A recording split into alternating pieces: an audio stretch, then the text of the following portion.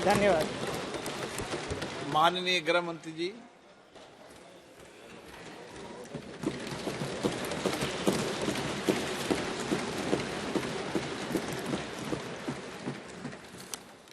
माननीय अध्यक्ष जी, मेरे लिए बहुत सम्मान और गौरव की बात है कि आज मैं इस महान सदन के सामने 3 कानून लेकर उपस्थित हुआ हूं।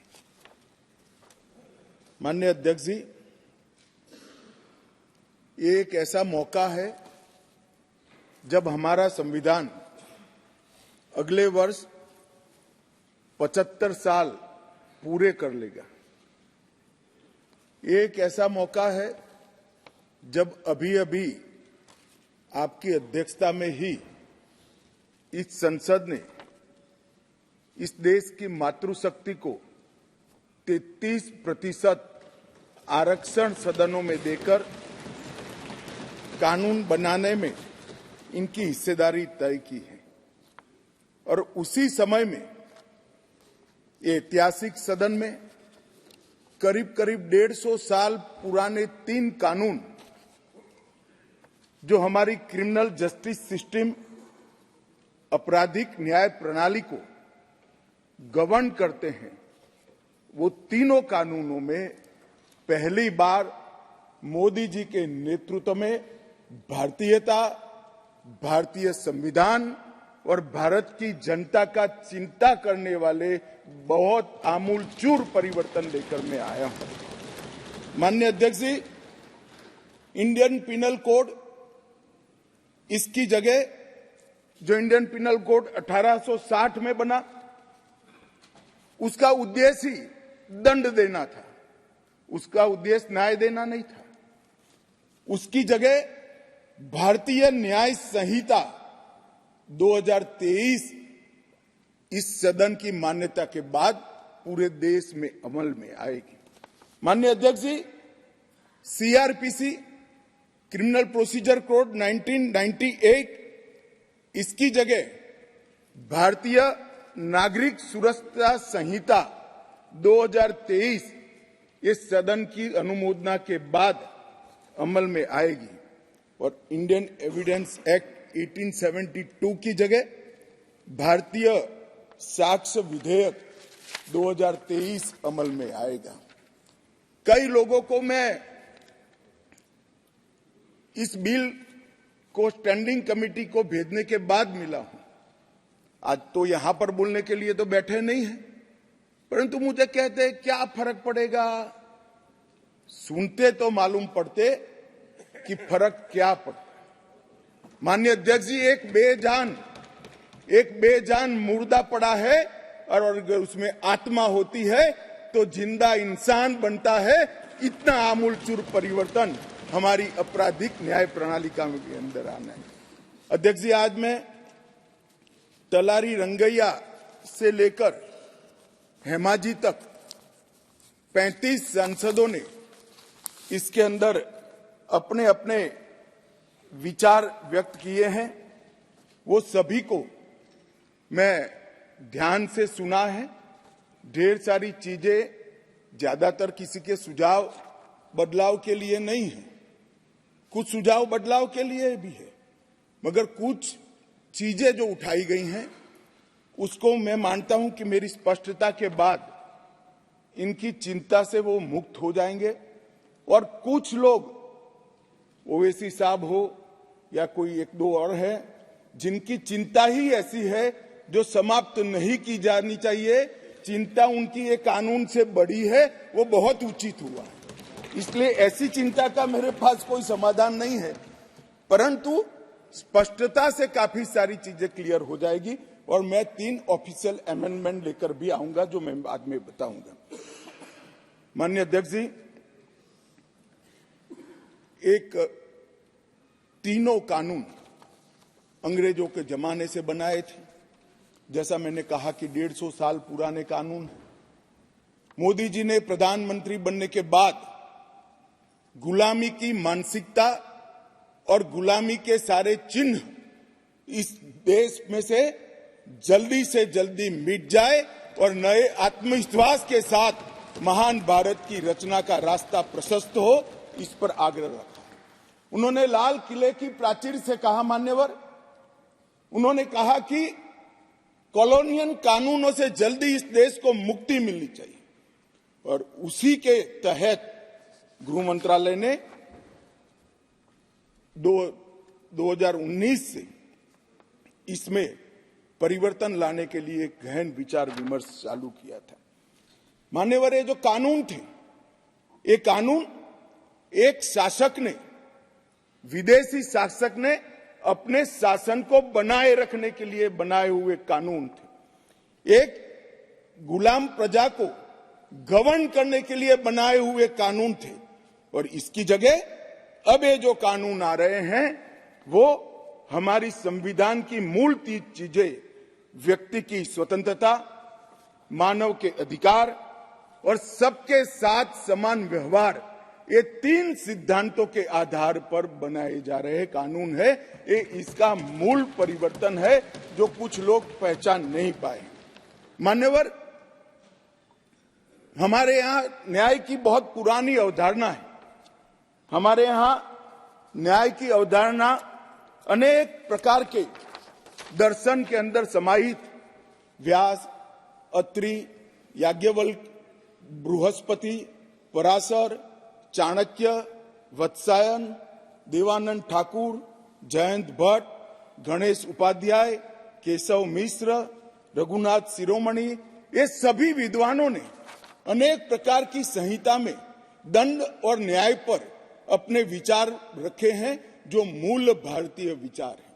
मान्यवर, ये तीनों कानूनों को अभी जो है, ये तीनों कानूनों को अगर ध्यान से देखते हैं तो इसके अंदर न्याय की कल्पना ही नहीं है। दंड देने की बात को ही न्याय माना जाए। हमारे यहां, हमारे शास्त्रों में दंड की कल्पना न्याय से उठी। पाश्चात्य विचारों के जो अंग्रेज शासन में लाए गए कानून थे, उसमें न्याय का उद्भव दंड में से होता है। हमारे यहां दंड इसलिए दिया जाता है कि जो विक्टिम है, जिसका अहित हुआ है, जिसके अधिकारों की रक्षा नहीं हुई, उसको न्याय मिल पाए, इसलिए किसी को दंड देते हैं। और दंड देने का उद्देश्य क्या है? विक्टिम को न्याय देना और वो दंड के माध्यम से और कोई इस तरह की गलती न करे, इस तरह का समाज के अंदर एक एग्जाम्पल प्रस्तापित करने के लिए ये दंड का प्रोविजन है।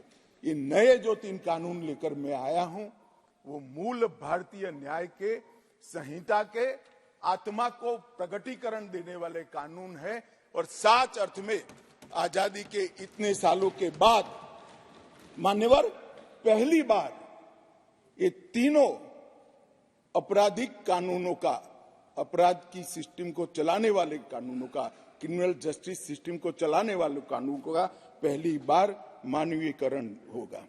मान्यवर, ये कानूनों को ध्यान से पढ़ेंगे तो ये कानून के अंदर आज तक, जब तक ये सदन रिपील नहीं करेगा तब तक, यूनाइटेड किंगडम की संसद ने बनाया हुआ कानून आज हमारे कानून में विद्यमान है। प्रांतीय अधिवेशन, वो भी अंग्रेजों के जब हम गुलाम थे तब का शब्द है। क्राउन के प्रतिनिधि का सम्मान, London gazette, jury, Lahore court, United Kingdom of Great Britain and Ireland, Commonwealth, her majesty सरकार, लंदन गजेट के जिक्र, ब्रिटिश क्राउन का दबदबा, इंग्लैंड के न्यायालय और हर मेजेस्टी रोमिनियन और बैरिस्टर शब्द प्रयोग का जिक्र आजादी के बाद भी 75 साल तक होता गया।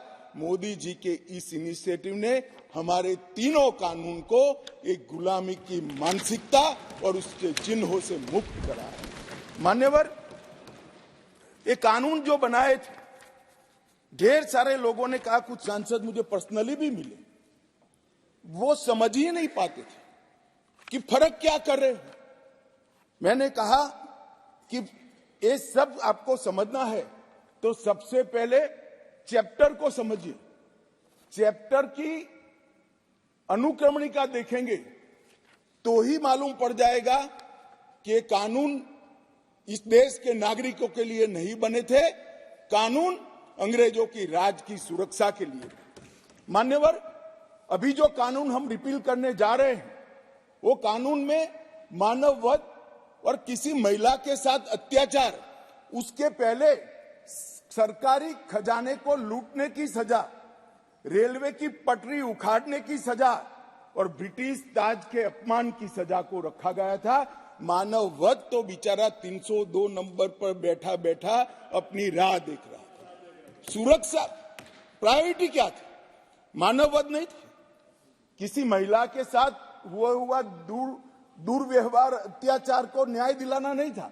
प्रायोरिटी खजाने की रक्षा था, रेलवे की रक्षा था और ब्रिटिश ताज की सलामती रखना प्रायोरिटी थी।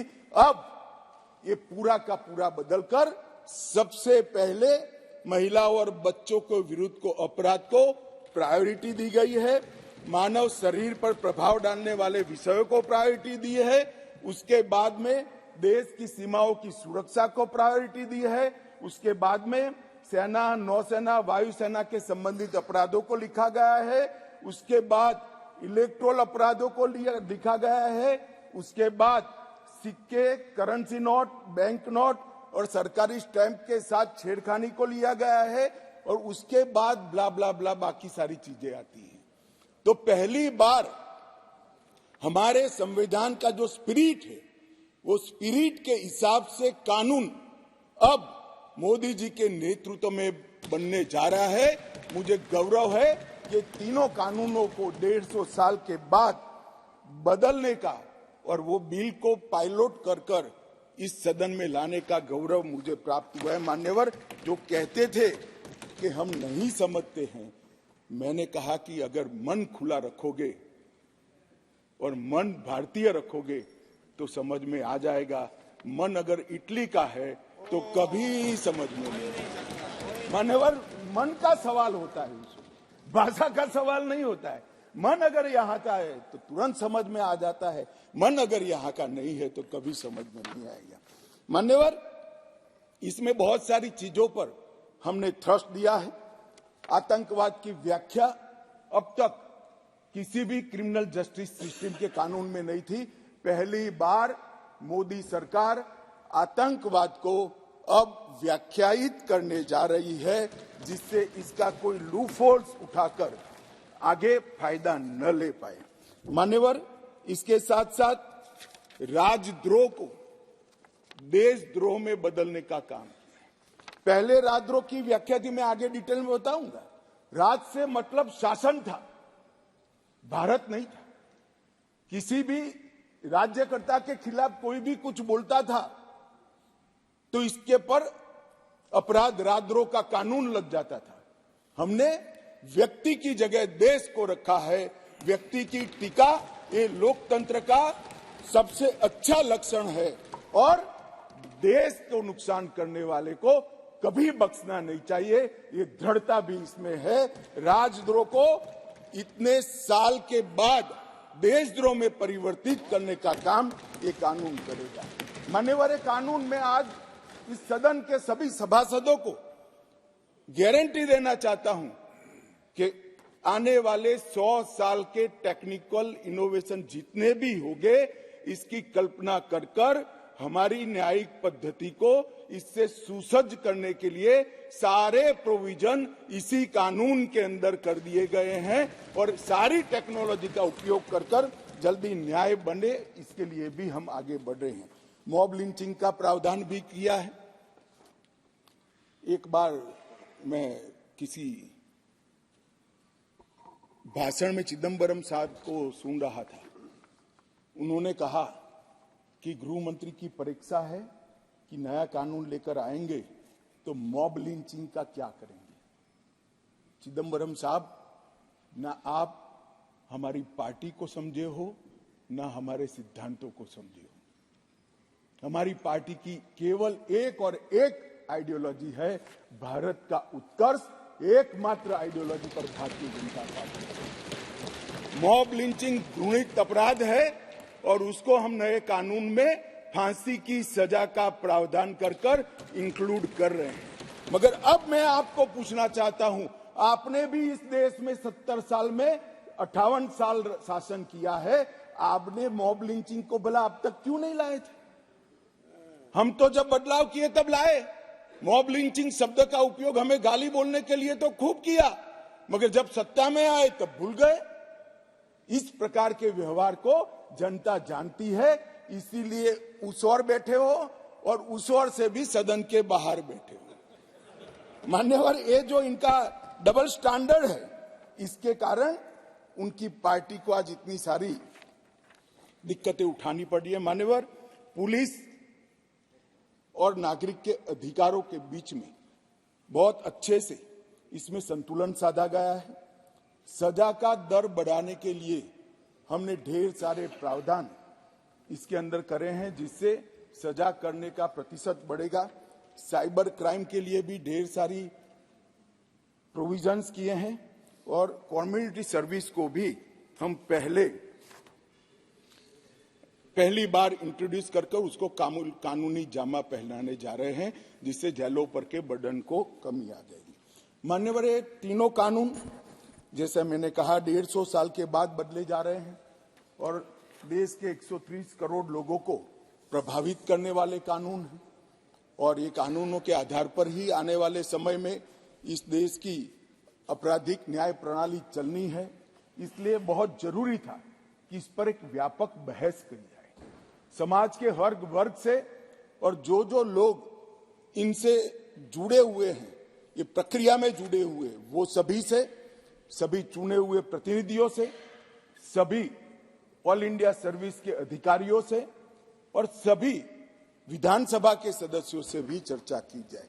इसलिए 2019 में हमने इसका व्यापक कंसल्टेशन अगस्त महीने से शुरू किया था और 2019 सितंबर में सभी राज्यपालों, मुख्यमंत्रियों, उपराज्यपालों और प्रशासकों को पत्र लिखकर सुझाव मांगे गए। जनवरी में देश के मुख्य न्यायाधीश, सभी हाईकोर्ट्स के मुख्य न्यायाधीश, बार काउंसिल्स और विधि विश्वविद्यालय को पत्र लिखकर सुझाव माने गए। ये सुझाव आने के बाद 2021 में मैंने स्वयं सभी सांसदों को पत्र लिखा और सुझाव मांगे। 2020 में सभी विधायकों से सुझाव मांगे गए। बीपीआरएनडी ने देश के सभी आईपीएस अफसर से सुझाव मांगे। गृह मंत्रालय ने देश के सभी कलेक्टरेट से सुझाव मांगे, क्योंकि कलेक्टरेट भी इसका बड़ा हिस्सा होता है।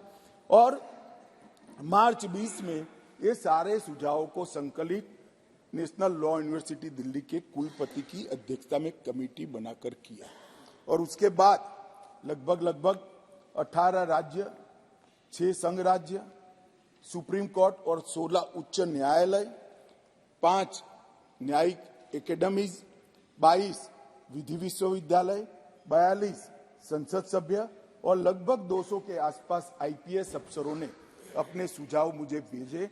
कुल 3200 सुझाव एकत्रित हुए, जिसको फुल स्टॉप कॉमा में पढ़कर इसको रखना या नहीं रखना, इसका विवेक के आधार पर निर्णय लिया गया है।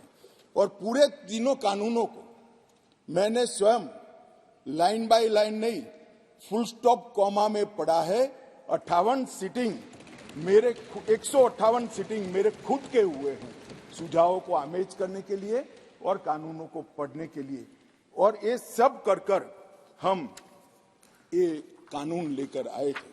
11 अगस्त 2023 को ये भारतीय न्याय संहिता, भारतीय नागरिक सुरक्षा संहिता और भारतीय साक्ष्य अधिनियम को, इन 3 विधेयकों को मैं यहाँ लेकर आया और आपने उसको गृह विभाग की स्थायी समिति को विचारार्थ भेज दिया। मान्यवर, वहां पर ढेर सारी चर्चा हुई।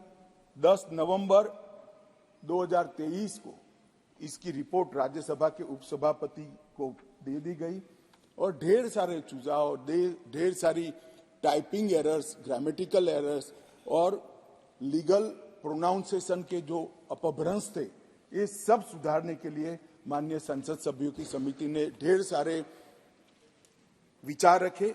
इसलिए उसको जस का तस रखने की जगह मैंने पुराना बिल रिपील कर विड्रॉ कर नया बिल लेकर मैं आज सदन के सामने आया हूं और इतने गहन विचार विमर्श के बाद मान्यवर बिल मैं सदन के सामने रखा है। मान्यवर, मोदी जी के नेतृत्व में जो 3 कानून आए हैं, न्याय, समानता और निष्पक्षता, ये 3 मूल सिद्धांतों के आधार पर इसके अंदर बहुत बड़ा परिवर्तन किया गया है।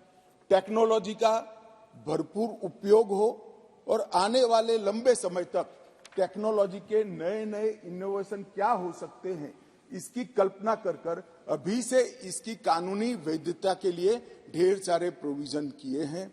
फॉरेंसिक साइंस को इसके अंदर बहुत तवज्जो दी गई है और इसके माध्यम से, ये कानूनों के माध्यम से जल्दी न्याय मिले, इसके लिए पुलिस, लॉयर्स और न्यायमूर्ति सभी पर एक प्रकार से समय की मर्यादा डालने का काम भी इस कानूनों के माध्यम से हुआ है। मान्यवर, भारतीय नागरिक सुरक्षा संहिता, इसमें पहले सीआरपीसी में 484 धाराएं थी, इसके जगह अब 531 होंगी। 177 धाराओं में बदलाव किया गया है, 9 नए जोड़े गए हैं, 39 नए सबसेक्शन जोड़े गए हैं, 44 नए प्रोविजन और स्पष्टीकरण जोड़े गए हैं, 35 सेक्शन में टाइमलाइन जोड़ी गई है और 14 धाराओं को निरस्त कर हटा दिया गया है। इसी तरह आईपीसी की जगह भारतीय न्याय संहिता में पहले 511 धाराएं थी, इसकी जगह 358 अब रह गई है। 21 नए अपराधों को जोड़ा गया है। 41 अपराधों में कारावास की अवधि को बढ़ाया गया है। 82 अपराधों में जुर्माना बढ़ाया गया है। 25 अपराधों में अनिवार्य न्यूनतम सजा शुरू की गई है।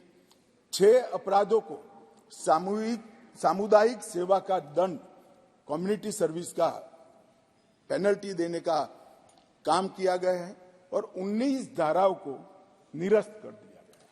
और भारतीय साक्ष्य अधिनियम, एविडेंस एक्ट को 167 धाराएं थी, इसकी जगह 170 धाराएं बनी हैं। 24 धाराओं में बदलाव किया गया है। 2 नई धाराएं, 6 उप धाराएं जोड़ी गई हैं और 6 धाराओं को हटाने का काम भी करा गया है।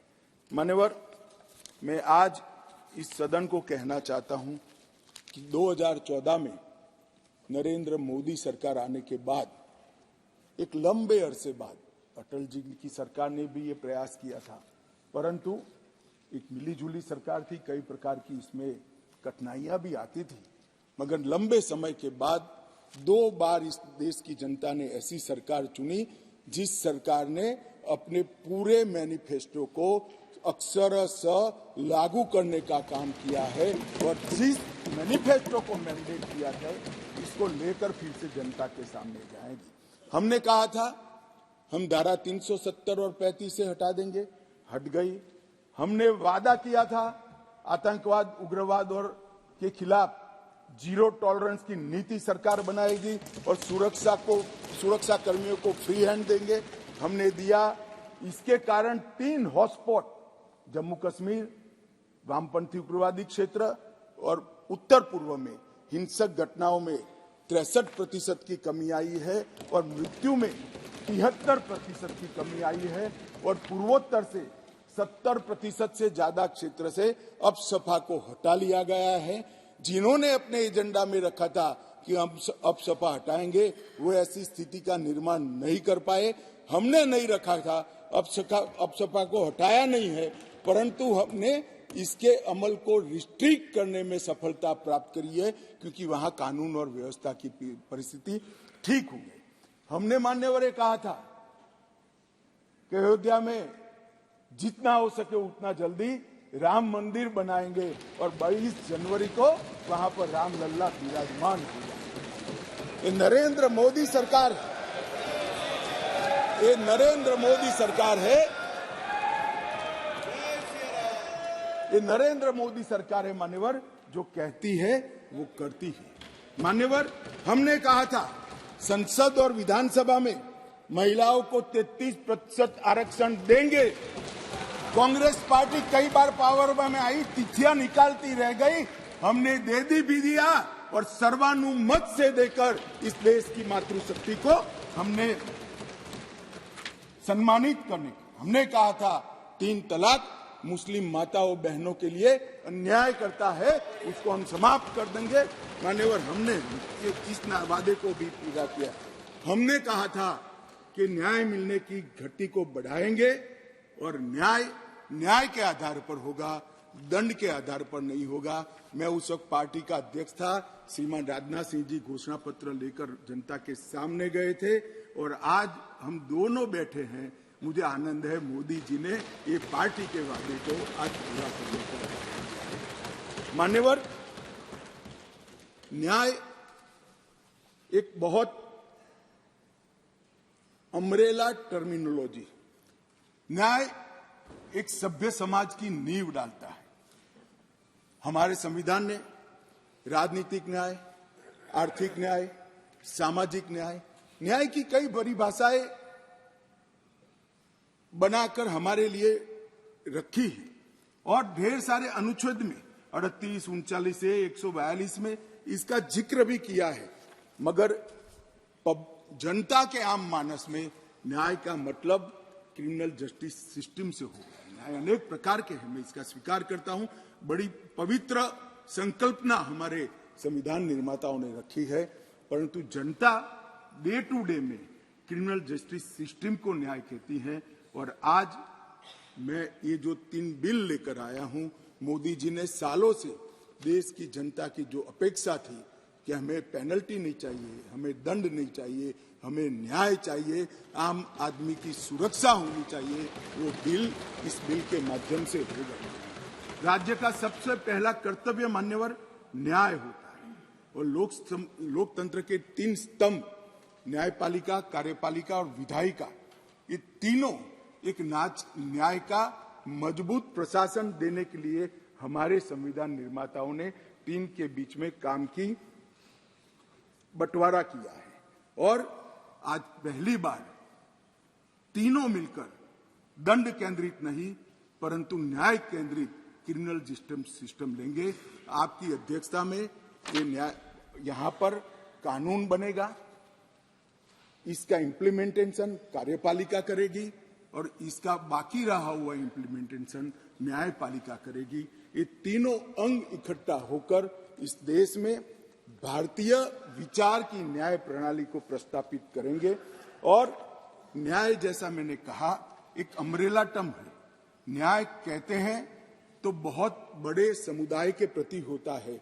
इसमें आरोपी और विक्टिम दोनों आ जाते हैं और दंड कहने पर केवल आरोपी की तरफ ही देखा जाता है। तो संतुलन बनाते हुए नए कानून में लेकर आया हूं। यहां पहले दंड देने की सेंट्रलाइज सोच वाली कानून थे, अब विक्टिम सेंट्रिक जस्टिस इसका यहां पर उद्भव होने जा रहा है। ईज ऑफ जस्टिस को सरल, सुसंगत, पारदर्शी और जवाबदेही प्रोसीजर के माध्यम से साकार किया गया है और एनफोर्समेंट के लिए निष्पक्ष, समयबद्ध, evidence based speedy trial, court तथा प्रिजन का इससे बर्डन कम होने वाला है और कन्विक्शन रेशियो भी इससे बढ़ने वाला है। मान्यवर, कई लोगों ने अलग अलग सुझाव करे हैं। पहले मैं बिल के बारे में बताकर इसका जवाब दूंगा। और सबसे बड़ी बात है मान्यवर कि जो बिल लेकर मैं आया हूं वो ढेर सारी नई चीजों को भी इसमें जगह देने वाला बिल है और इसका उपयोग करने वाला बिल है। इन्वेस्टिगेशन को हमने फॉरेंसिक साइंस के आधार पर प्रोसिक्यूशन को बल देने का फैसला किया है। बलात्कार की पीड़िता का ऑडियो वीडियो रिकॉर्डिंग के माध्यम से रिकॉर्ड लेना कंपलसरी किया है। कई सारी जगह पे मैं आगे बताऊंगा आपको। टेक्नोलॉजी का उपयोग किया है और कोर्ट पर भी ढेर सारे समय को कम करने के प्रावधान पर हमने डाले हैं। मान्यवर, आज के बाद इस देश में अभी 3 प्रकार की न्याय प्रणाली है। कहीं मेट्रो जज होते हैं, कहीं नहीं होते, कहीं फर्स्ट क्लास मजिस्ट्रेट होते हैं, कहीं नहीं होते हैं। एक कानून पारित होने के बाद कश्मीर से कन्याकुमारी और द्वारिका से लेकर आसाम तक सभी देश में एक ही प्रकार की न्याय प्रणाली होगी और न्याय प्रणाली का में समानता इसी कानून के माध्यम से आएगी। मान्यवर, इसमें डायरेक्टर ऑफ प्रोसिक्यूशन का एक्सटेंशन और उसका महत्व और उसको कंपलसरी करने का काम किया है, क्योंकि न्याय प्रणालिका में किसी निर्दोष को अन्याय हो जाए या तो किसी विक्टिम को न्याय न मिले, दोनों किस्सों में हमारी त्रिस्तरीय न्यायिक व्यवस्था है, उसमें अपील का बड़ा महत्व है। आज अपील का निर्णय वही लोग करते हैं जो वो गलती जो हुई है, मानो विक्टिम को लगता है कि मेरे साथ न्याय नहीं हुआ है, तो वही निर्णय करते हैं अपील करनी या नहीं करनी जिसने ये गलती की है। अब एक स्वतंत्र डायरेक्टर ऑफ प्रोसिक्यूशन हर जिले में भी बनेगा, राज्य स्तर पे भी बनेगा, जो पारदर्शिता के साथ एक केस में अपील करने लायक है या नहीं है उसका निर्णय करेगा। उसमें पुलिस का और प्रोसिक्यूटर का केवल और केवल अभिप्राय होगा, निर्णय एक तटस्थ प्रणाली का होगा जिसको डायरेक्टर ऑफ प्रोसिक्यूशन के नाम से यहां इंट्रोड्यूस किया गया है।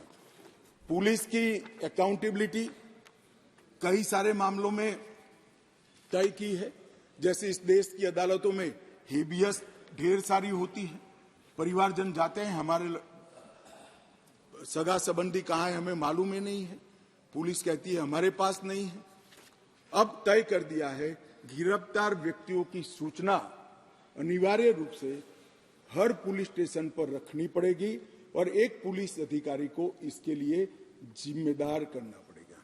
मान्यवर, इस तरह से मैं आगे बाद में बताऊंगा, परंतु ढेर सारी चीजों को हमने पुलिस की अकाउंटेबिलिटी फिक्स करने का भी इस कानून के माध्यम से काम किया है। और विक्टिम सेंट्रिक कानून जब मैं कहता हूं तब मान्यवर हमने ढेर सारा विक्टिमों को बीएनएसएस में 360 तो अपनी बात रखने का अधिकार दिया है, इंफॉर्मेशन का अधिकार खंड 173, 93 और 230 में दिया है, नुकसान की क्षतिपूर्ति का अधिकार दिया है, 0 एफआईआर को इंट्रोड्यूस किया है। अब कोई भी मुकदमा स्टेट विक्टिम की परमिशन के बगैर, विक्टिम को सुने बगैर कोर्ट सिर्फ स्टेट के कहने पर विड्रॉ नहीं कर सकती। जो विक्टिम है उसको सुनना पड़ेगा, उसके ऑब्जेक्शन को भी सुनना पड़ेगा। विक्टिम को, जो फरियादी है, उसको 90 दिनों में जांच की प्रगति के बारे में इंफॉर्मेशन देने की जिम्मेदारी पुलिस की गई है। एफआईआर, गवाहों के बयान और पुलिस की रिपोर्ट, ये सभी को कंपलसरी कॉपी देने का प्रोविजन इसके अंदर कर दिया गया है। और जांच और मुकदमे के विभिन्न चरणों की पीड़ित अथवा उसके परिवारजनों को जानकारी प्रदान करने के लिए भी हमने ढेर सारे प्रोविजन मान्यवर किए हैं, जिससे मैं मानता हूं कि पुलिस की अकाउंटेबिलिटी फिक्स होगी और विक्टिम को न्याय मिलने की शुरुआत होगी। मान्यवर, मैं अब तीनों कानूनों के महत्वपूर्ण प्रावधानों को आपके सामने और आपके माध्यम से ये सदन के सामने और देश के सामने रखना चाहता हूं। भारतीय न्याय संहिता की मैं पहले बात करूंगा मान्यवर, और जैसा मैंने कहा कि इसमें ढेर सारे मानव संबंधित अपराधों को बहुत पीछे रखा गया था, क्योंकि इसका महत्व ही नहीं था। उनका महत्व अपना शासन चलाना था। जैसे बलात्कार का नंबर धारा 375, 376 था। अब जहां से अपराधों की बात शुरू आती है, इसमें सबसे पहले धारा 63 और धारा 69 में बलात्कार को रख दिया गया है। गैंग रेप को भी आगे लाया गया, बच्चों के खिलाफ अपराध को भी आगे लाया गया है। मर्डर 302 था, अब 101 हुआ है। किडनैपिंग 359 और 369 था, अब 137 और 140 हुए। ट्रैफिकिंग 370, 370A था, अब 143 और 44 हुए। माननीय, शुरुआत की डेफिनेशन और प्रोसीजर को छोड़कर सीधा मानव संबंधित, पहले महिला और बच्चे और फिर शरीर संबंधित अपराधों को हमने प्रायोरिटी दी है, क्योंकि इसी को हम व्यक्ति की सुरक्षा के साथ जोड़कर देखते हैं मान्यवर, और उसको सुनिश्चित करना ये कानूनों की प्रायोरिटी है। मान्यवर, अंग्रेजों ने बनाया हुआ राजद्रोह का कानून, जिसके तहत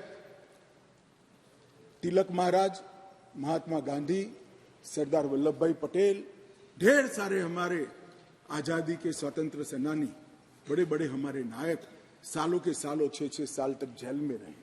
वो कानून अब तक चलता रहा था। विरोध तो करते थे जब ऑपोजिशन में होते थे, मगर सत्ता में आते थे तब इसका दुरुपयोग भी करते थे, हटाने का नाम नहीं देते थे। पहली बार नरेंद्र मोदी जी ने ऐतिहासिक निर्णय किया है कि राजद्रोह की धारा 124 को पूर्णतया समाप्त, इसको हटाने का काम किया। अभी ओवैसी साहब हंस रहे हैं।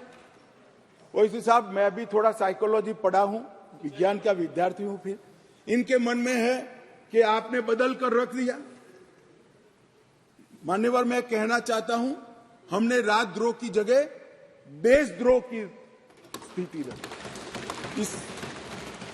अब ये देश आजाद हो चुका है, लोकतांत्रिक देश है। शासन की टीका तो कोई भी कर सकता है, किसी को भी करने का अधिकार है।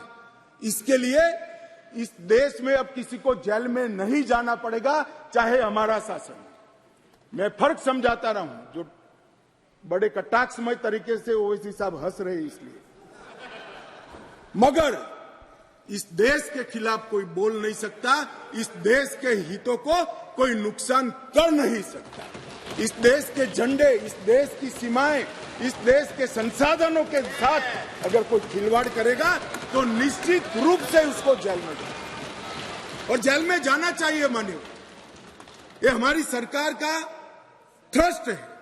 इस देश की सुरक्षा किसी भी की सुरक्षा से सबसे ऊपर होनी चाहिए, सुप्रीम होनी चाहिए, सबसे पहले राष्ट्रपति। इसलिए जो लोग राजद्रोह हटाकर हम देशद्रोह की धारा लाए हैं, इनको अपने विचारों के कपड़े पहनाने का प्रयास करते हैं। इसलिए मैं इस पर डिटेल में बात करता हूं। मान्यवर, आईपीसी 124C, उसमें शब्द प्रयोग था सरकार के खिलाफ की गई बात। मेरी बात ध्यान से सभी सदस्य सुने। अंग्रेजों ने बनाए हुए कानून में लिखा था 124C, सरकार के खिलाफ की गई बात। बीएनएस धारा 152 जो इसकी जगह आई है, भारत की संप्रभुता, एकता और अखंडता को तोड़ने वालों पर इस धारा का उपयोग है। वहां सरकार शब्द प्रयोग है, यहां देश है, भारत शब्द प्रयोग है। आईपीसी में आसन या प्रयोजन की बात नहीं की थी। किस उद्देश्य से आप बोलते हैं, किस उद्देश्य से करते हैं, इसकी बात ही नहीं की। करना ही काफी है। हमने इसमें देशद्रोह की डेफिनेशन में आशय की बात करी है। उसका उद्देश्य क्या है, उसका आशय क्या है, इसका महत्व है। अगर उद्देश्य देशद्रोह का है तो इसको कठोर से कठोर दंड मिलना चाहिए, और उद्देश्य अगर शासन का विरोध करना है तो उसको दंड नहीं मिलना चाहिए। उसको वाणी स्वतंत्रता का अधिकार है। अब घृणा और अवमानना, शासन की अवमानना, शासन की घृणा करना, तिरस्कार करना, इसको हटाकर हमने शब्द प्रयोग क्या किया है, सशस्त्र विद्रोह, विध्वंसक गतिविधियां और अलगाववादी गतिविधियां शब्द प्रयोग। और अगर कोई कहता है सशस्त्र विद्रोह, बम धमाके, गोलीबारी और विध्वंसक प्रवृत्ति करने के बाद भी कोई जेल में नहीं जाना चाहिए, तो मैं इस विचार से इत्तेफाक नहीं रखता हूं। ये जेल में जाने ही चाहिए, सजा होनी ही चाहिए। इस देश में किसी को यह अधिकार नहीं है।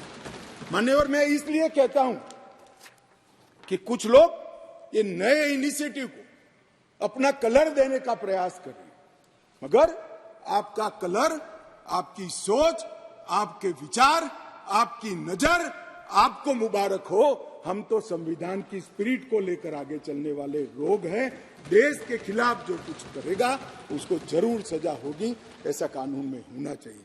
मान्यवर, आज मैं इतना ही कहना चाहता हूं कि हजारों स्वतंत्र सेनानी जो राजद्रोह की कलम के तहत अपने जीवन के स्वर्ण काल जेल में काटे, देश को आजादी दिलाने के लिए, अंग्रेजों को देश में निकालने के लिए, आज नरेंद्र मोदी सरकार के इनिशिएटिव से इनके आत्मा को एक प्रकार से जरूर संतुष्टि मिलेगी कि आजाद भारत में आज ये अन्यायी प्रोविजन को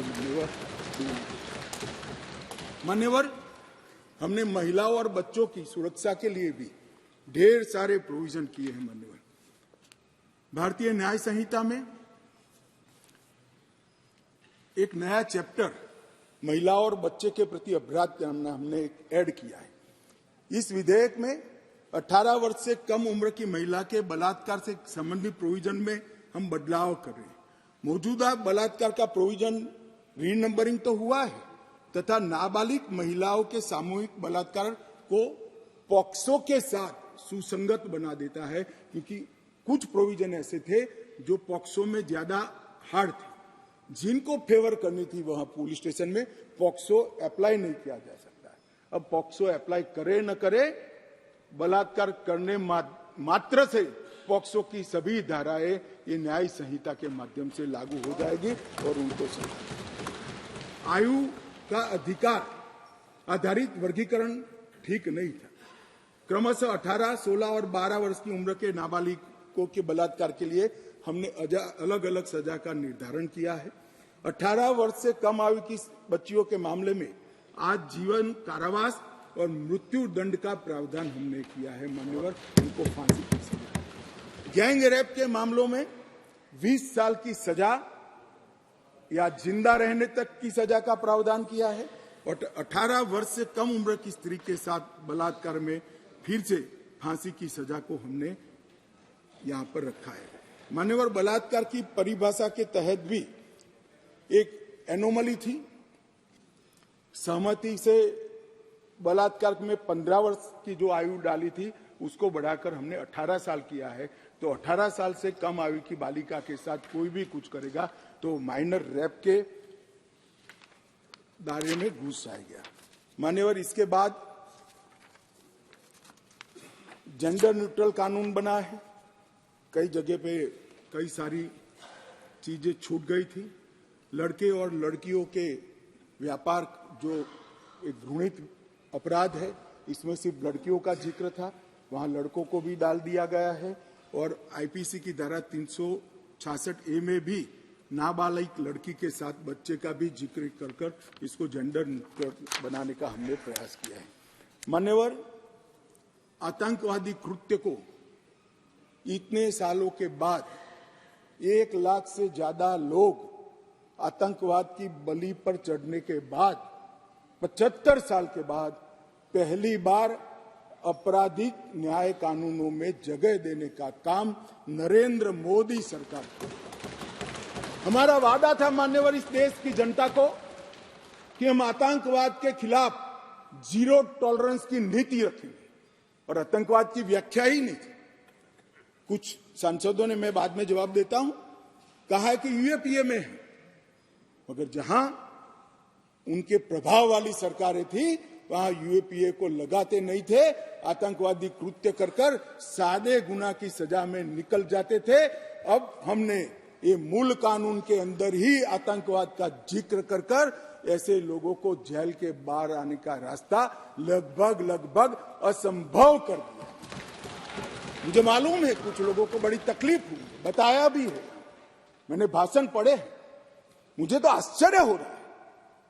इस देश के कानून में आतंकवाद को रोकने की धारा है और इस सम्मानीय सदन का कोई व्यक्ति उसको मानव अधिकार के नाम से विरोध करे। आतंकवाद ही मानव अधिकार का सबसे बड़ा हनन करता है। जो आतंकवाद फैलाता है, आतंकवादी कृत्य करता है, जिसका जो विक्टिम होता है, इसके मानव का अधिकार का हनन आतंकवादी कृत्य करने वाला व्यक्ति करता है और उसको कठोर से कठोर सजा मिलती है। और मैं तो आश्चर्यचकित मैं यहां बैठा होता तो टोकता भी, रोकता भी, प्रयास भी करता कि इसको सदन के रिकॉर्ड का हिस्सा न बनने दिया। आप एक्सपोज हो रहे हो, मगर मैं था नहीं, मैंने पढ़ा। इसका बचाव करते हैं। किस जमाने में जी रहे? अंग्रेजों का शासन नहीं है, कांग्रेस का शासन नहीं है, ये भारतीय जनता पार्टी और नरेंद्र मोदी का शासन। यहां पर आतंकवाद को बचाने की कोई दलीलें काम में नहीं ली जाएगी, परंतु इसके दुरुपयोग न हो इसके लिए इसकी व्याख्या भी हमने बड़ी स्पष्ट की है मान्यवर।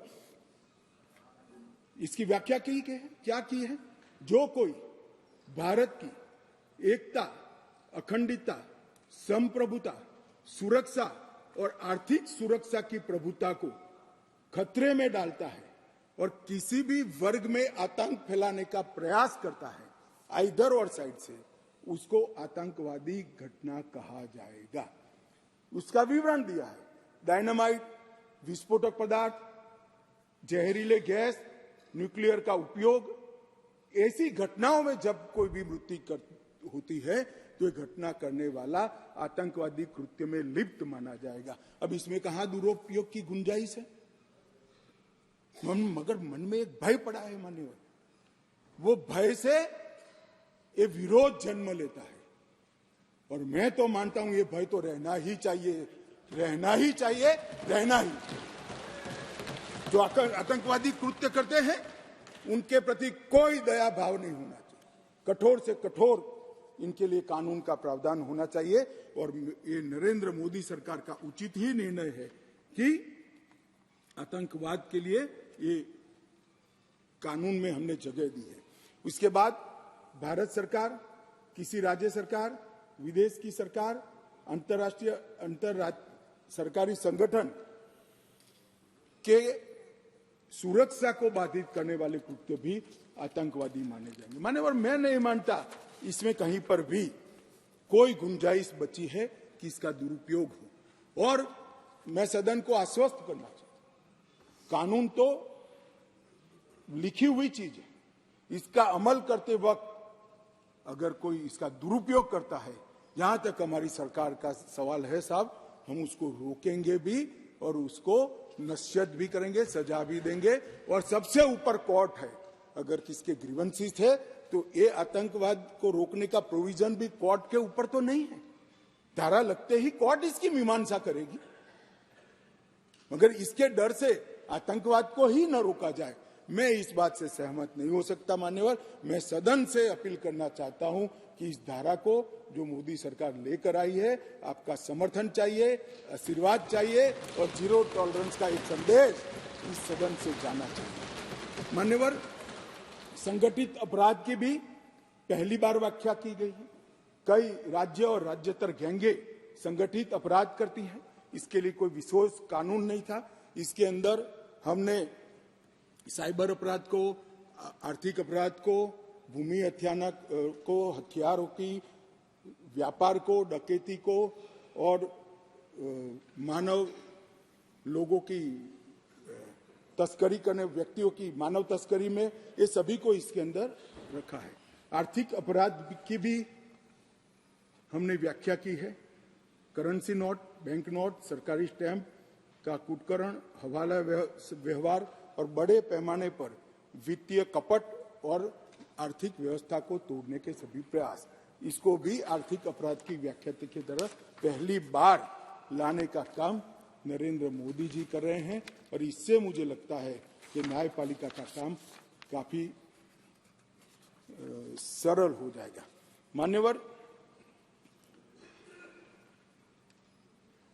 एक मैं स्पष्टीकरण करना चाहता हूं कि गैर इरादतन हत्या जो थी, अकस्मात जिसको कहते हैं, इसमें हमने दो हिस्से किए। अकस्मात तो किसी भी व्यक्ति से किसी भी स्थिति में हो सकता है। एक गाड़ी चलाता रहे एक व्यक्ति और रास्ते में कोई भी बेध्यान हुआ या कोई रश कर आ गया और अकस्मात हो गया। अकस्मात करने के बाद वो व्यक्ति स्वयं उसको पुलिस स्टेशन या तो हॉस्पिटल ले जाता है, तो इसके लिए कम सजा का प्रावधान किया है।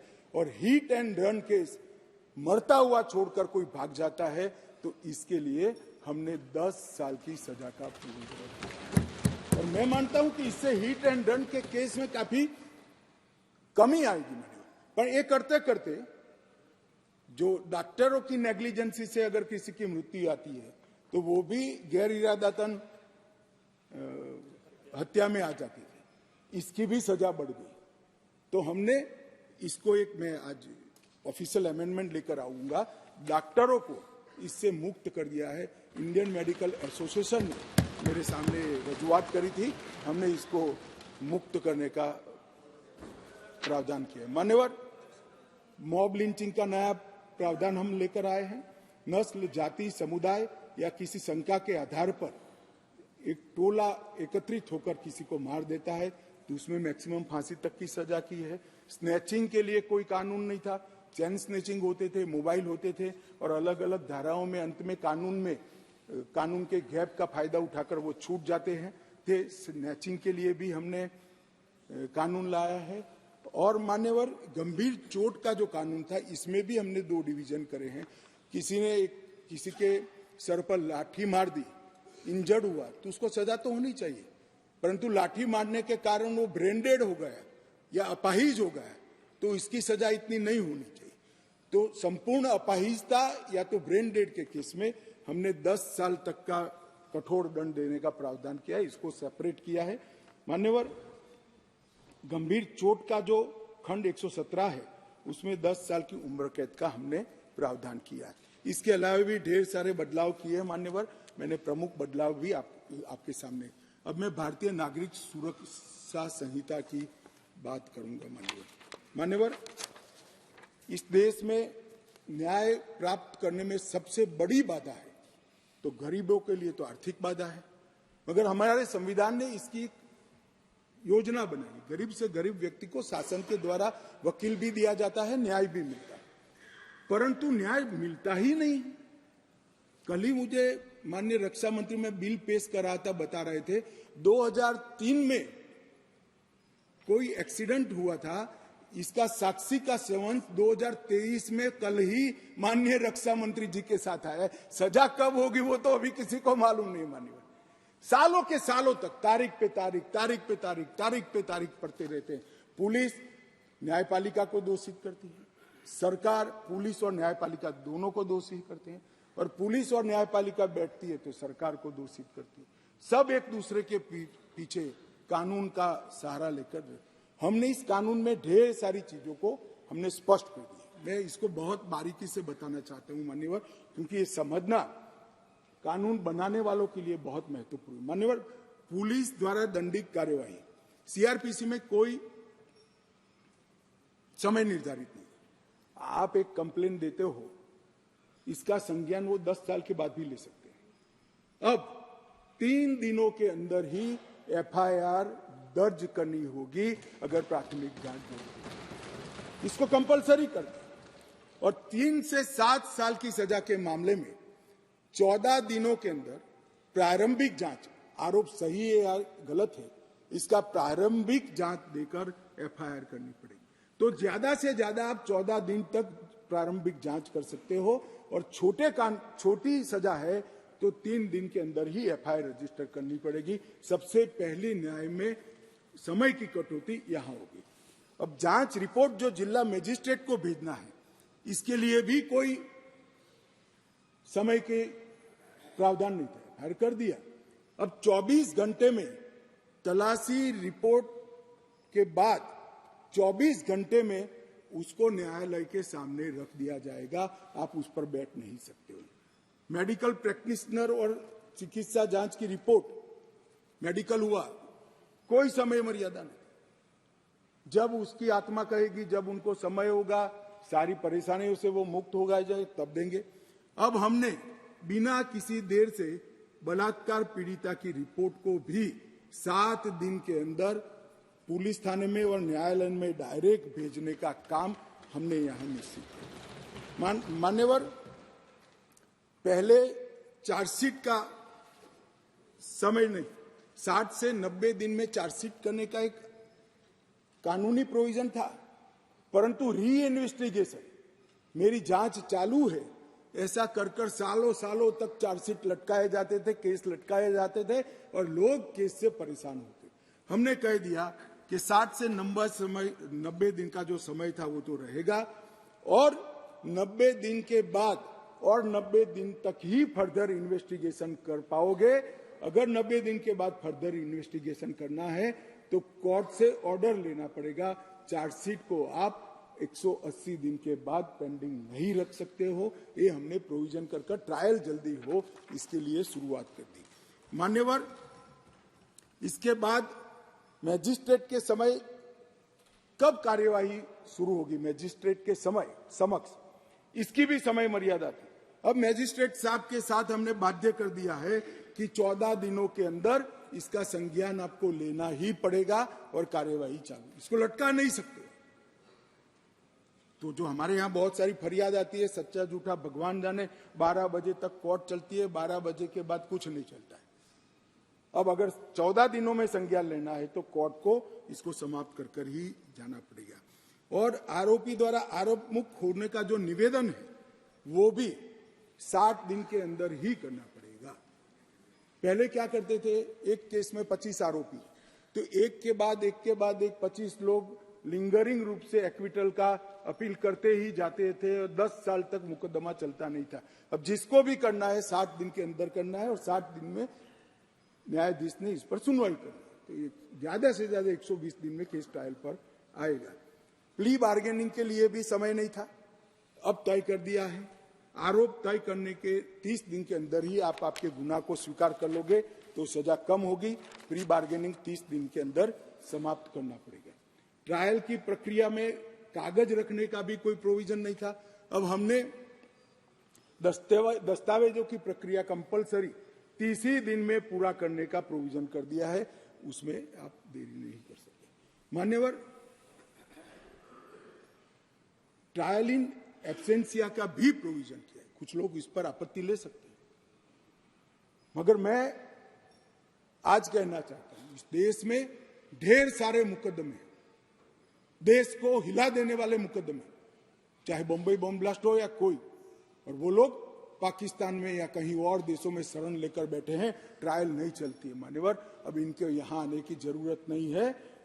90 दिन के अगर वो कोर्ट के सामने नहीं आते हैं तो उनकी अनुपस्थिति में ट्रायल होगी। एक सरकारी वकील उनकी पैरवी करेगा, फांसी भी होगी, जड़मटित भी, और जिससे वहां से वापस लाने की प्रक्रिया बहुत जल्दी कर पाएंगे, क्योंकि वो सजा प्राप्त व्यक्ति किसी दूसरे देश में तो स्टेटस बहुत बदलता है। जमानत के लिए भी हमने कर दिया है कि लंबे समय तक किसी को जेल में नहीं रख सकते।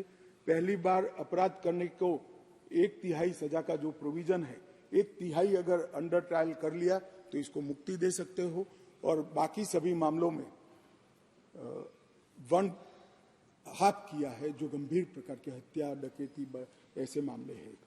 जजमेंट सालों सालों तक, महीनों तक नहीं आता था। अब हो गया है कि मुकदमे की समाप्ति के बाद जज साहब को 45 दिन के अंदर ही जजमेंट देना पड़ेगा, वो इससे ज्यादा लेट नहीं कर। मान्यवर, जजमेंट और सजा के बीच में भी बहुत बड़ा समय था, उसका भी समय निर्धारित कर दिया है, और सजा निर्णय देने के 7 दिन के अंदर ही सुना देनी पड़ेगी, उसको आप लिंगरिंग नहीं कर सकते। मान्यवर, फिर दया याचिका के मामले आते थे। सालों तक दया याचिका करते ही नहीं, और दया याचिका कोई एनजीओ करता था, कोई दूर दूर के लोग करते थे, जिसका कोई दया तो वही मांग सकता है जिसको दंड मिला। दया मांगने का अधिकार और किसी को नहीं। मान्यवर, उच्चतम न्यायालय की अपील खारिज करने के 30 दिन के अंदर ही दया की अर्जी करनी पड़ेगी, बाद में आपको इसका अधिकार नहीं रहेगा। राज्यपाल, सरकार, सबके लिए यस और नो कहने का समय का प्रावधान भी इसमें हमने मान्यवर तय कर दिया। महिलाओं की सुरक्षा के लिए भी इसमें ढेर सारे प्रावधान किए। मान्यवर, ई-एफआईआर से अगर किसी को सबसे बड़ा राहत मिलने वाला है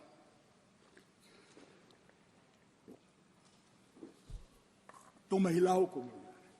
किसी भी महिला के लिए अपने खिलाफ हुए अपराध को किसी के सामने वर्णन करना मान्यवर बड़ी संकोच की बात होती है। आज EFIR से हर कोई कर सकता है, मगर कोई भी महिला थाने पर FIR करा सकती है, उसका संज्ञान भी लिया जाएगा और 2 दिन के अंदर ही घर पर आकर इसका जवाब लेने की व्यवस्था महिला पुलिस के साथ इस कानून को करेगी। नए विधेयक के अंदर EFIR का जो हमने जिक्र किया है, इससे ढेर सारे फायदे होने वाले हैं। समय पर ट्रायल और स्थगन दोनों को हमने मान्यवर बहुत तवज्जो देकर इसको कठोरता के साथ कम करने का प्रावधान किया है। टेक्नोलॉजी का उपयोग भी कई जगह पे हमने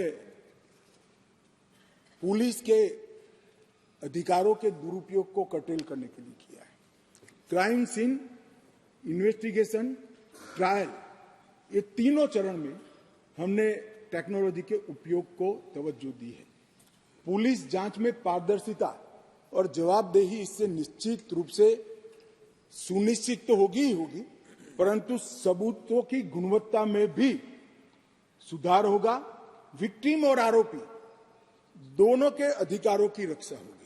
मान्यवर, FIR से केस डायरी से चार्जशीट, वहां से जजमेंट तक की पूरी प्रक्रिया को डिजिटलाइज करने का हमने कानूनी प्रावधान इस कानून के अंदर लेकर आए। एविडेंस, तलाशी और जब्ती तीनों में वीडियो रिकॉर्डिंग की हमने कंपलसरी प्रोविजन किया है। कोई भी घर पे जाकर पुलिस जब्ती करती है तो उसका वीडियो रिकॉर्डिंग किया जाएगा, एविडेंस कलेक्ट करते हो उसका भी हो जाएगा और तलाशी का भी हो जाएगा। इससे कोई किसी को फ्रेम करने की संभावनाओं पर बहुत बड़ी कमी आ जाएगी और बलात्कार के मामले में भी पीड़ित का बयान कंपलसरी करने का निर्णय नरेंद्र मोदी सरकार ने किया है। वो लेना ही पड़ेगा, ऑनलाइन बयान लेना पड़ेगा, इसका रिकॉर्डिंग करना पड़ेगा, जिससे वगदार आदमी आने के बाद वो बयान को बदलवा नहीं सकता। दूर दूरस्थ के गांवों में बयान तो ले लीजिए जाते हैं, मगर जब मालूम पड़ता है कि बलात्कार किसने करा है तो बयान को बदल भी दिए जाते हैं। अब ऑनलाइन बयान लेना है और इसकी 3 कॉपी 3 जगह पे, एक हॉस्पिटल में, एक पुलिस थाने पर और एक न्यायाधीश के यहाँ 24 घंटे में पहुंचानी है, जिससे बदलने में बहुत बड़ी दिक्कत होगी। मान्यवर, इसके साथ साथ हमने फोरेंसिक के उपयोग को भी बहुत महत्व दिया है। दुनिया भर के अदालतों का अगर विश्लेषण करते हैं तो हमारे यहाँ सजा कराने का दर बहुत कम है। इसको अगर बढ़ाना है तो साइंटिफिक एविडेंस पर थ्रस्ट देना पड़ेगा। इसलिए ये बिल के अंदर क्वालिटी ऑफ इन्वेस्टिगेशन में सुधार करने के लिए इन्वेस्टिगेशन साइंटिफिक पद्धति से हो इसलिए और 90% का कन्विक्शन रेट का लक्ष्य रखते हुए हमने एक प्रावधान किया है कि 7 साल से ज्यादा सजा जिस गुना में है वो सभी में FSL टीम के विजिट को कंपलसरी कर दिया गया है, जिससे FSL की विजिट। मान्यवर, कई लोग कहते हैं कि कब होगा, मैं बताता हूं। नरेंद्र मोदी सरकार टुकड़े टुकड़े में नहीं चलती। नरेंद्र मोदी जब गुजरात के मुख्यमंत्री थे तब उन्होंने गुजरात फॉरेंसिक साइंस यूनिवर्सिटी बनाई, फिर प्रधानमंत्री बने तो अब नेशनल फॉरेंसिक साइंस यूनिवर्सिटी बनाई और नेशनल फॉरेंसिक साइंस यूनिवर्सिटी में अब तक लगभग NFSU के 7 परिसर और 2 ट्रेनिंग एकेडमी खुल चुके हैं 9 राज्यों में। और 5 साल के बाद मैं देश की जनता को आश्वस्त करना चाहता हूं, हर साल 35,000 फॉरेंसिक एक्सपर्ट यहां से बाहर निकलेंगे, जो इस हमारी रिक्वायरमेंट को। तब तक हमने फॉरेंसिक मोबाइल वान का भी प्रोविजन कर दिया है और फॉरेंसिक को आउटसोर्स करने के लिए भी रूल्स बनाए हैं मान्यवर। और दिल्ली में इसका ये जो 7 साल वाला प्रोविजन है, इसका ट्रायल भी शुरू हो गया है और बहुत उत्साहजनक परिणाम हमें मिले हैं मान्यवर।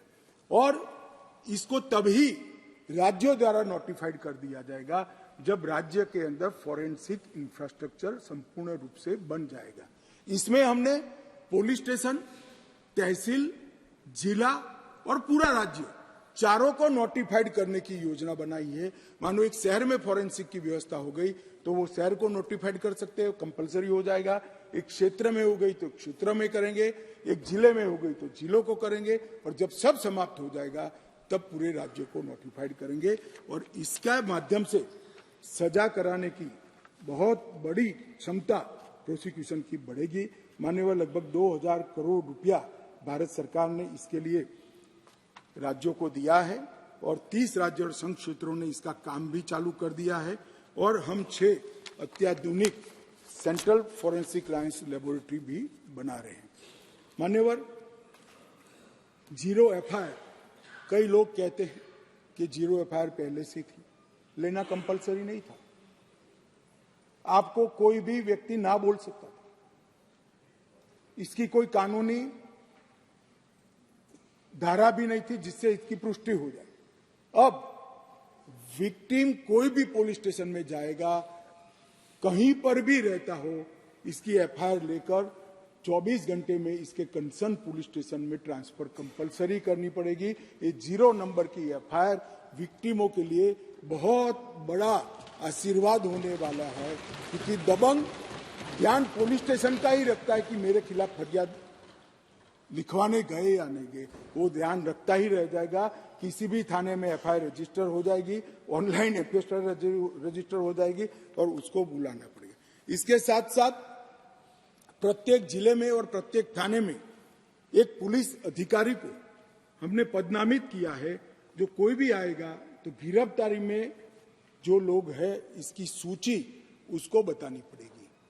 तो मेरा रिलेटिव अगर कोई थाने में गिरफ्तार है तो पुलिस ने मुझे इन्फॉर्म करना पड़ेगा। अज्ञात स्वरूप से किसी को अनऑथराइज कब्जा रखकर नहीं रह पाएंगे। पुलिस अधिकारी ने 90 दिन के भीतर विक्टिम को जांच की प्रोग्रेस पत्र से या तो डिजिटल माध्यम से देना होगा। यौन हिंसा के माध्यम से पीड़िता का बयान महिला न्यायिक मजिस्ट्रेट द्वारा रिकॉर्ड करना है।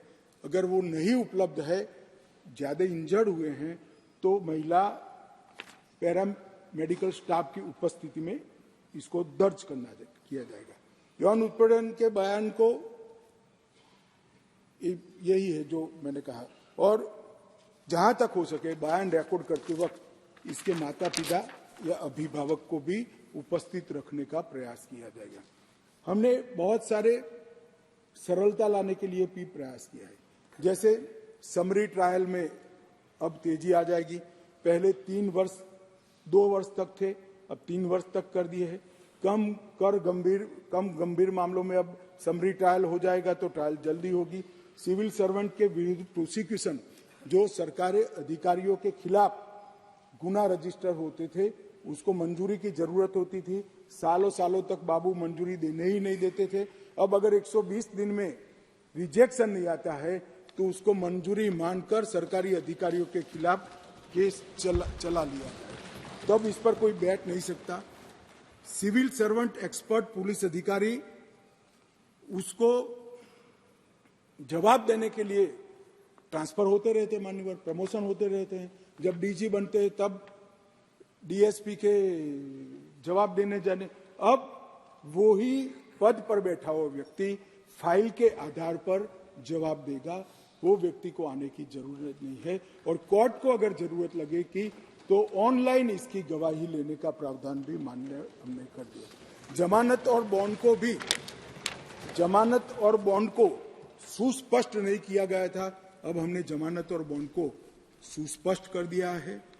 घोषित अपराधियों की संपत्ति की कुर्की की भी हमने यहां पर प्रावधान कर दिया।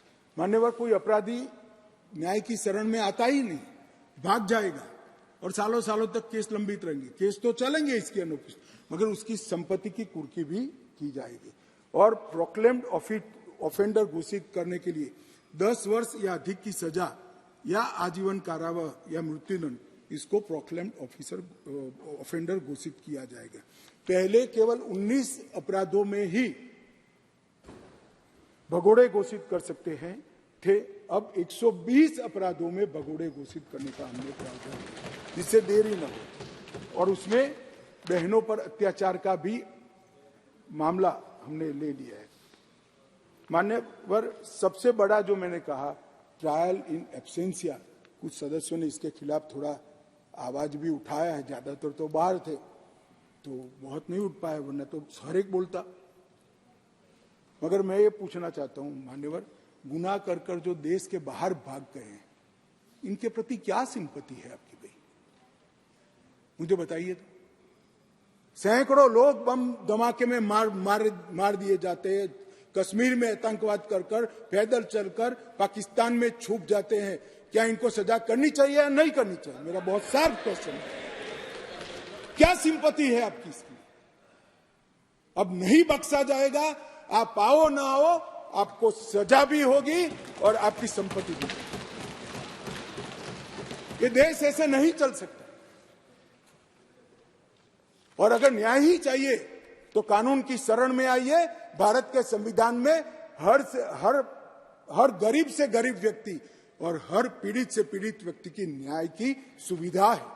न्याय मिलेगा, मगर मालूम है न्याय में सजा ही मिलने वाली है, इसलिए आप देश के बाहर भाग जाओगे और ट्रायल नहीं चलेगा। ऐसा अब नहीं चलेगा, इसको भी हमने यहां पर डाला है। मान्यवर, अंडर ट्रायल कैदी के लिए 1/3 कारावास काट चुका है, तो इसकी जमानत का हमने प्रोविजन कर दिया है। और जहां विचाराधीन कैदी है और गंभीर गुना है, वहां आधे पर इसका अधिकार बनाया है। नई विटनेस प्रोटेक्शन स्कीम को लेकर आए हैं। हर राज्य ने इसको घोषित करना पड़ेगा और घोषित अपराधियों की संपत्ति की कुर्की का भी हमने प्रावधान मान्यवर इसके अंदर किया है। सजा की माफी को भी हमने तर्कसंगत बनाने का प्रयास। मृत्यु की सजा है तो ज्यादा से ज्यादा आजीवन कारावास हो सकता है, इसके नीचे माफी नहीं हो सकती। आजीवन कारावास है तो 7 साल की अवधि तक ही सजा भोगनी ही पड़ेगी, और 7 वर्ष या उससे अधिक सजा है तो कम से कम 3 साल जेल में रहना पड़ेगा। कोई जेल में गया और अपने रसूख का उपयोग कर कर 1 साल में कितना भी गंभीर गुनाह हो बाहर आ जाएगा, ऐसा अब नहीं होगा। इसको हमने सुनिश्चित कानून के अंदर भी कर दिया है। अपराध की आय, अगर आर्थिक अपराधी है और अपराध से आय कर कर संपत्ति जब्त की है तो उसको भी अब न्यायालय राज्यसात करेगा, उसको ही हराजी कर कर उसको राज्य के खजाने में डाल दिया जाएगा। और संपत्तियों के निपटान के लिए भी एक बहुत बड़ा कदम उठाया है। हम सब लोग सार्वजनिक जीवन के कार्यकर्ता हैं, अनेक स्तर पर राजनीति में काम करते करते आए हैं, सैकड़ों बार पुलिस थाने गए होंगे। मान्यवर, बाहर आप जाएंगे तो चोरी की हुई ऑटो पड़ी होती है, ढेर सारी साइकिलें पड़ी होती है, शराब का ट्रांसपोर्टेशन करने वाला टेम्पो पड़ा होता है, और वो टेम्पो का तो कई बार हमसे ज्यादा आयुष्य होता है। 1950 में पकड़ा, मगर केस पड़ा रहा है तो पूरा एक बड़ा मैदान पुलिस स्टेशन का, परेड का, इसी संपत्तियों से लिप्त हो जाता है। मान्यवर, हमने कह दिया है कि देश के पुलिस स्टेशनों में बड़ी संख्या में जो संपत्तियां पड़ी है, अदालत के मजिस्ट्रेट को इसकी वीडियोग्राफी, फोटोग्राफी कर कर अदालत की सहमति से 30 दिनों के भीतर भी इसको बेच दिया जाएगा, हराजी कर दी जाएगी और पैसे कोर्ट केस के अधीन, तो सारे पुलिस स्टेशन साफ हो जाएंगे। तकलीफ तो होगी कुछ लोगों को, मगर उसका रास्ता मेरे पास नहीं है मान्यवर। कब तक 20-20 साल तक, और वो व्हीकल भी किसी के उपयोग का नहीं रहता, वो मालिक को वापिस भी मिल जाए तो कोई इसका फायदा न उठा पाए। इस तरह से हमने भारतीय साक्ष्य अधिनियम में ढेर सारे बदलाव किए मान्यवर। इलेक्ट्रॉनिक रिकॉर्ड को हमने दस्तावेज की परिभाषा में शामिल कर दिया है। अब किसी भी प्रकार का इलेक्ट्रॉनिक रिकॉर्ड को दस्तावेज माना जाएगा। पेन ड्राइव के अंदर चार्जशीट दिया जाएगा, पेन ड्राइव के अंदर कोर्ट को भी चार्जशीट दिया जाएगा, पेन ड्राइव के अंदर विक्टिम को भी दिया जाएगा, लॉयर्स को। इलेक्ट्रॉनिक रूप से प्राप्त बयान साक्ष्य की परिभाषा में शामिल कर दिया गया। इलेक्ट्रॉनिक और डिजिटल रिकॉर्ड को प्राथमिक साक्ष्य के रूप में मानने के लिए अधिक मानक जोड़े गए हैं और इसकी उचित कस्टडी, स्टोरेज, ट्रांसमिशन और ब्रॉडकास्ट, इसके लिए भी कानूनी जामा पहनाकर एक प्रक्रिया सुनिश्चित कर दी गई है। मान्यवर, दस्तावेजों की जांच करने के लिए मौखिक और लिखित स्वीकारोक्ति के लिए एक कुशल व्यक्ति के साक्ष्य को शामिल करने का हमने कंपलसरी किया है। इलेक्ट्रॉनिक या डिजिटल रिकॉर्ड की कानूनी स्वीकार्यता अब पहली बार कोर्ट में कोई चैलेंज नहीं कर पाएगा और इलेक्ट्रॉनिक साक्ष्य जमा करने के लिए प्रमाण पत्रों को भी अनुसूची में जोड़ दिया गया है। माननीय, इसके लिए हमने ढेर सारी भय स्थानों के लिए भी बड़ी एक्सरसाइज की। नेशनल फॉरेंसिक साइंस यूनिवर्सिटी के साइबर क्राइम के एक्सपर्ट्स, इलेक्ट्रॉनिक मामलों के एक्सपर्ट्स, बीपीआरएनडी और गृह मंत्रालय के अधिकारियों की एक टीम ने महीनों तक काम कर कुछ अनुभवी न्यायाधीशों से भी परामर्श कर इस पूरी प्रक्रिया को चिन्हित कर दिया गया। माननीय, मैं इतना सुनिश्चित कह सकता हूं कि जब इसका संपूर्ण अमल देश के हर थाने में हो जाएगा, मान्यवर, हमारी न्यायिक प्रक्रिया दुनिया में सबसे आधुनिक में आधुनिक न्यायिक प्रक्रिया भारत की। मान्यवर, इसका पूरा प्रोविजन इसके अंदर किया है। उसको भी पुलिस स्टेशन, तहसील, जिला, कमिश्नरेट और स्टेट लेवल पर नोटिफाइड कर सकेंगे। जैसे जैसे थाने क्लियर करते जाएंगे हम इसको मान्यवर आगे बढ़ाते। और हमने अब तक ICGS के माध्यम से मान्यवर ढेर सारे पुलिस स्टेशन 97% पुलिस स्टेशनों को कंप्यूटराइज करने का काम समाप्त कर दिया है। अदालतों का भी आधुनिकीकरण हो रहा है और ICGS के माध्यम से फॉरेंसिक साइंस यूनिवर्सिटी, थाना, गृह विभाग, पब्लिक प्रोसिक्यूटर की ऑफिस, जेल और कोर्ट, ये सबको एक ही सॉफ्टवेयर के तहत ऑनलाइन करने का काम भी लगभग देश में समाप्त होने के कगार पर है। और इसके माध्यम से ढेर सारी देरी से हमारे जो न्याय मांगने के लिए जाने वाले नागरिक हैं उनको राहत मिलेगी और न्याय जल्दी से मिलेगा। माननीय, इसके साथ हमने स्मार्टफोन, लैपटॉप, मैसेजेस, वेबसाइट और लोकेशनल साक्ष्य को सबूत की परिभाषा में शामिल किया है। आरोपियों, विशेषज्ञों, पीड़ितों इलेक्ट्रॉनिक माध्यम से कोर्ट के सामने उपस्थित होने की अनुमति दी है और इलेक्ट्रॉनिक या डिजिटल रिकॉर्ड को स्वीकार्यता को इसकी एनफोर्समेंट करने के लिए भी पूरी प्रक्रिया को हमने कानून के अंदर जगह दे दी है। और इसके माध्यम से FSL यूनिवर्सिटी उचित समय पर इसमें जो नई तकनीक आती जाएगी इसको भी समाहित करने का सुझाव समय समय पर देती जाएगी, इसको हम समाहित करेंगे। मान्यवर, चर्चा में कुछ सदस्यों ने अलग अलग प्रकार के सवाल उठाए। एक तो पहले ही मैंने जवाब दिया, आतंकवादी कृत्य के लिए UAPA अगर उपलब्ध है तो फिर इसमें आतंकवादी कृत्य का समाहित करने का क्या तर्क है। मान्यवर, एक आतंकवादी कृत्य के लिए एक ही जगह गुना रजिस्टर होगा, करने वालों को डरने की जरूरत नहीं है। 2 कानून अप्लाई नहीं होंगे, मगर कई जगह पे आतंकवादी कृत्य होने के बाद UAPA लगाते नहीं है और CRPC में आज तक आतंकवाद की व्याख्या ही नहीं थी और बचकर निकल जाते थे। उनके बचने के सारे रास्ते इस कानून के माध्यम से हमने बंद कर दिए और मुझे मालूम नहीं पड़ता इसमें आपत्ति क्या है। आपत्ति सिर्फ संसद में रखनी नहीं चाहिए, इसके आशय भी बताने चाहिए। ये आपत्ति दर्ज कर हम किसको बचाना चाहते हैं। मान्यवर, BNS के 69 के खंड में पहचान छिपाने का दुरुपयोग किया जा सकता है, ऐसा एक आशंका व्यक्त किया। मैं इसके लिए कहा कि उन महिलाओं को सुरक्षा प्रदान की गई है जो शादी के झूठे वादों की वजह से व्यक्ति की पहचान छिपाना चाहते हैं। इसमें और कोई बच नहीं पाएगा, मैं सदन को आश्वस्त करना। मान्यवर, एक आया कि दया की याचिका मामले में थर्ड पार्टी को अधिकार देना चाहिए। मैं बिल्कुल खिलाफ। अगर जिस व्यक्ति ने गुनाह किया है उसको अपने गुनाह का एहसास ही नहीं है, पछतावा ही नहीं है, तो दया शब्द पर इसका कोई अधिकार नहीं है। जिसको गुनाह कर अगर पछतावा नहीं होता है उसको दया का कोई अधिकार नहीं है। दया का अधिकार उसी का बनता है जो बाद में बोली हरसिमरत बहन, मैं समझ रहा हूं आप क्या कहना चाहते हैं। दया का अधिकार उसी को बनता है जो अपने कृत्य को से पछतावा करता है। कोई व्यक्ति आतंकवादी कृत्य करेगा और जेल में जाएगा और फिर कहेगा कि मैं तो नहीं मांगता, मेरी मन स्वीकारने के लिए तैयार नहीं है, मैंने कृत्य किया और इस पर दया की जाए, मैं सहमत नहीं हूं साहब, ऐसा कभी नहीं हो सकता। एक बीएनएसएस के खंड 479 में विचाराधीन कैदियों के संदर्भ में कहा गया, मगर उसमें तो हम बहुत प्रगतिशील प्रोविजन लेकर आए, उल्टा जल्दी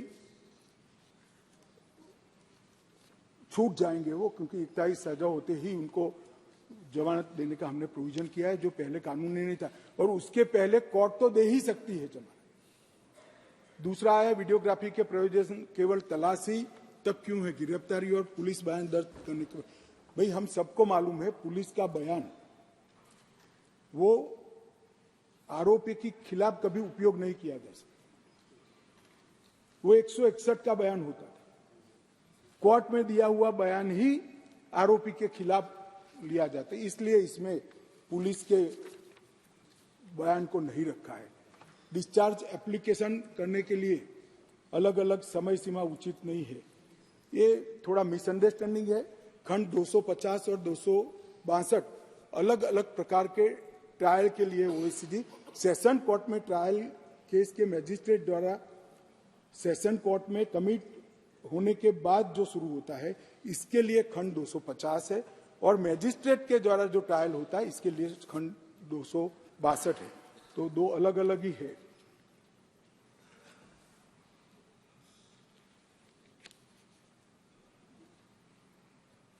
एक माननीय सदस्य ओवैसी जी ने कहा था क्लॉज 187 में हिरासत की अवधि को पूरे डिटेंशन पीरियड तक बढ़ाया गया है, जो यूएपीए से अधिक सख्त है। थोड़ा मिसअंडरस्टैंडिंग है, टोटल कस्टडी 15 डेज की ही होगी, मगर पहले 7 दिन पुलिस पूछताछ करती है, कोई अस्पताल में जाकर जमा हो गया तो 15 दिन समाप्त हो जाए। हमने ये प्रोविजन किया है कि 7 दिन की कस्टडी होगी, आप अस्पताल में कर ले, कोई बात नहीं, अच्छा हो जाओ।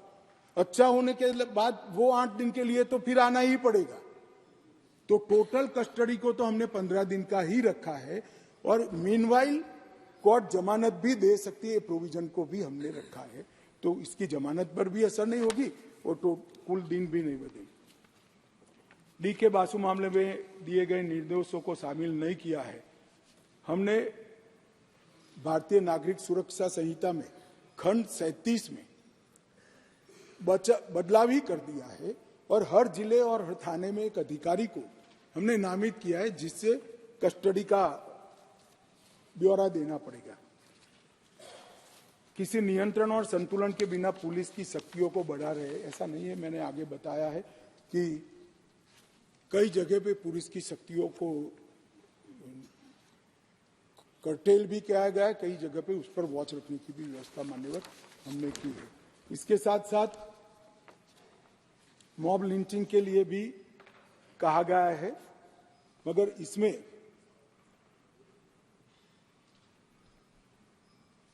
सब प्रकार के गुनाह को 5 से ज्यादा लोग इकट्ठा होकर अगर किसी की हत्या या उसको घायल करने का काम करते हैं, उसको हर प्रकार के गुनाह को इसके अंदर शामिल किया जाए। राजद्रोह का तो मैंने जवाब दे ही दिया है मान्यवर।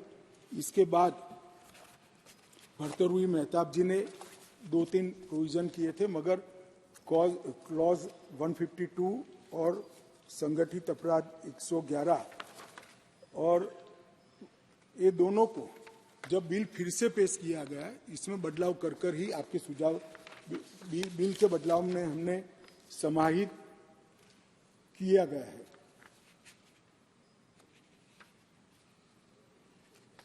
और दूसरा उन्होंने कहा फॉल्स और मिसलीडिंग शब्दों का सवाल है उसमें, इसको मैं मानता हूं कि गलत सूचना फैलाने के मामले को भी इसके अंदर समाहित करना चाहिए, उस दृष्टि से हमने इसको समाहित किया है मान्यवर। और एक प्रकार से इसके दुरुपयोग न हो, इसके लिए भी हमने ढेर सारे प्रोविजन और चेक बैलेंस इसके अंदर रखने का प्रयास किया है। हरसिमरत बहन ने पुलिस हिरासत के बारे में कहा, इसका मैंने जवाब दे ही दिया है। पुलिस स्टेट बन जाएगा, कोई पुलिस स्टेट हमारे शासन है तब तक नहीं बनेगा। मैं पूरे सदन को आश्वासन देना चाहता हूं, पुलिस स्टेट से बाहर आने के लिए कानून आए हैं, पुलिस स्टेट बनाने के लिए ये कानून नहीं आए।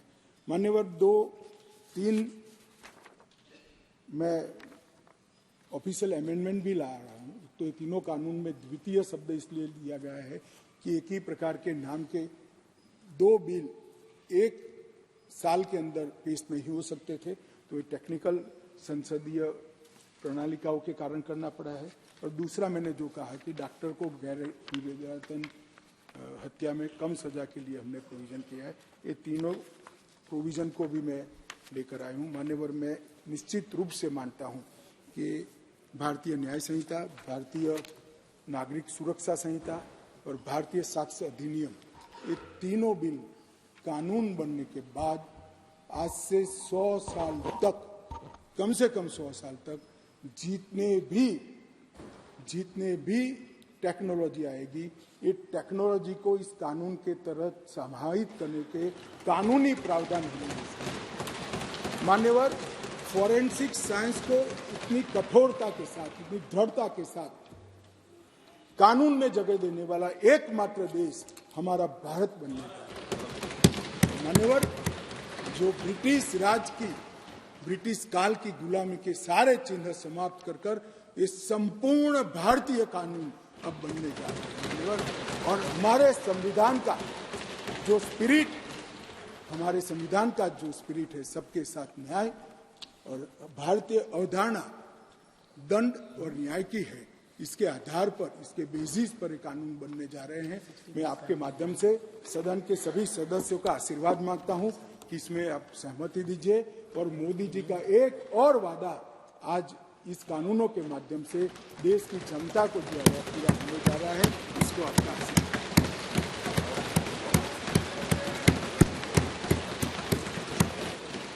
बोलिए।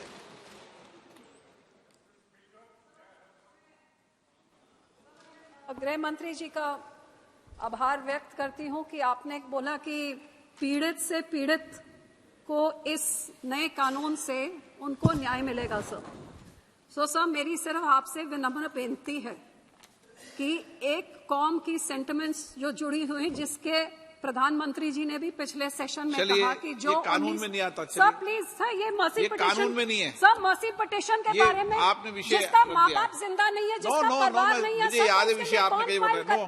No, item number 29